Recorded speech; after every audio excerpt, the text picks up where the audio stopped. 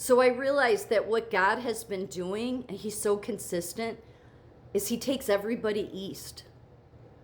From the beginning, he takes everybody east. So let me try to explain this. From Genesis on. So let's hypothetically, because I believe Greenland was once the Garden of Eden and it was at the top of the earth, and that after the flood it slid down because the flood changed, what the earth looked like.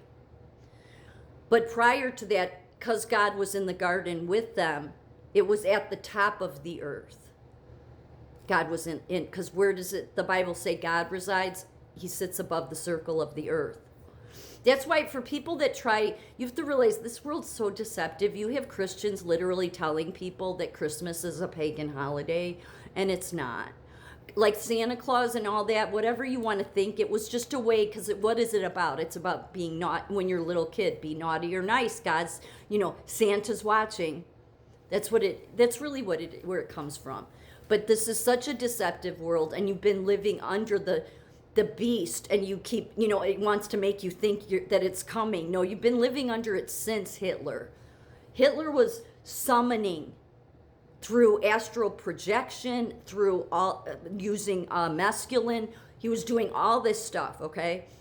And he hated Jesus, because a lot of men look at Jesus, they don't know how to take Jesus. Because again, what did Jesus come to do? He said surrender. That's not a word this world likes, because Satan doesn't like it. But Jesus was all about it. Not surrender to the tyrant, surrender to God. So he'll get you out of get you away from the tyrants. But everybody just keeps wanting to create their kingdoms because nobody wants to exercise their free will and surrender to God temporarily to get you out of the fallen world. So that was one of the things Hitler hated about Jesus. Oh, he's just all this humble and this and that, and that's why he loved Satan, and he literally summoned through astral projections, through different meditations he did, through using mescaline, all this different stuff. I mean, I'd have to do a whole nother video about it. Summoning Satan to come and take over his body and use it for his will. And given the atrocities, I mean, there's nothing more evil than what went on during the Holocaust. There's just nothing. Understand something, speaking of deception, before I explain what God's doing here, that Candace Owens and Nick Fuentes, Dave Smith, all of these stupid people, okay, that have millions of followers because the Prince of Darkness allows them to have them, because he controls this world, because we keep letting him. Not because you can't fight him. The way to fight him is you surrender to God. But this world has been indoctrinated to say, no, we never surrender. So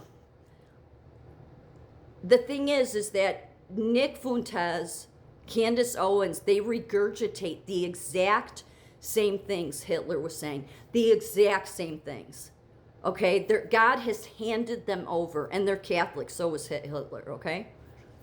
He was Catholic. But the Catholic Church, it might as well be the occult. It's seriously, because they had their hands in that whole mess too. But God, whether people like hearing this or not, this is you do you, okay? You go down this road of hating the Jews, and that's all I see everywhere is that crap. God is using them. There's a reason God said these are the chosen people, right? Because it makes everybody insane.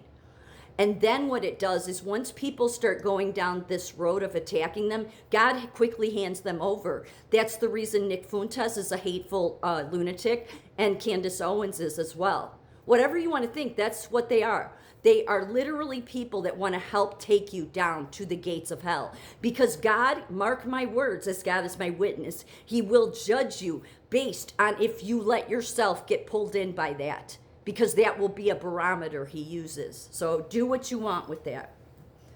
I would stop listening to that. Charlie Kirk was no better either, by the way. I will not budge on that. This world, a bunch of Christians think, oh, he was such a God. No, he wanted to take everyone backwards. God was having none of it. God purged him.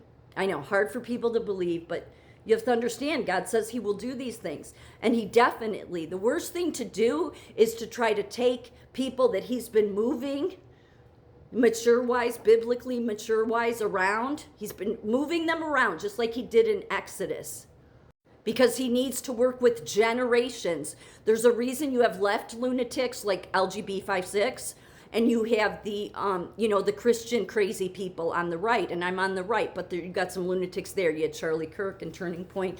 They're all just social control predators, okay? They're not politicians, but the politicians, because they're immature and stupid too on both sides, they love those groups because they let those groups do what they should be doing, which is if they want to run and be a politician, then you earn my vote. I don't want to hear from Turning Point. I don't want to hear from LGB.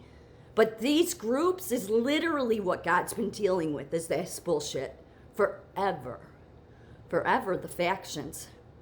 Because he knows he has to work with generations. Because once a generation is too far gone, even God isn't going to be able to pull them back. That's why you see Nick Fuentes and Candace Owens trying to pull people into hating the Jews. Because they know that it's worked before and they can trap those people. And then it delays their time here. That's what they're trying to do, is delay their time here because God will move on to work with the next, he'll wait till the next generation. Now, I don't think that's going to work this time because God is clearly moving us fast track wise to where he wants, he no longer is he going to let the lunatics dictate the social control, okay? But what he does with everybody is moves everybody east. So let's just for hypothetically say Greenland was once the Garden of Eden. It was at the top of the earth. In the Bible, it says God sent Adam and Eve out through the east. Okay, see what it says here, Cape Farewell? I think that's interesting. Where would they have gone to? Well, they could, it says in the Bible, they could still see the Garden of Eden, but they couldn't go there because of the flaming cherubims. It would be Iceland. And I guess under the water, deep, deep sunken in the water, there's a ridge. They were once connected, which makes sense, because when would they not have been, why not? It's after the flood. That's when everything changed. So prior to the flood, they were connected. So they were sent out of the garden. They went to Iceland. And then it's confusing, but it seems like to me that God was working with Cain and Abel. Like Cain and Abel, even Adam and Eve couldn't come here anymore, but Cain and Abel were. That is until Cain killed Abel. And then God told Cain to go even further east. That's what you go further east, even further away from me. And that's the point to it, is the more east I'm pushing you, the further you're not in my home anymore. You're even further away from my home. But then that's what he does with the Israelites, is takes them east. Everybody is going east. And so if you look at it on a local level or you look at it on a global level, that's what God is doing. Because what happens, here's Greenland up here, right? Okay, so everybody goes east. Jerusalem's that way. Egypt is that way. All of this, they go all the way around. Once you come all the way around, going as far east as you get to America, which is really the last country, major country that was created. It's all what God does. And he did it in Exodus. Moses, said, well, we can get to Canaan, the promised land, in 10 to 14 days if we go the shortcut. But God said no. Why? Because he's working with generations.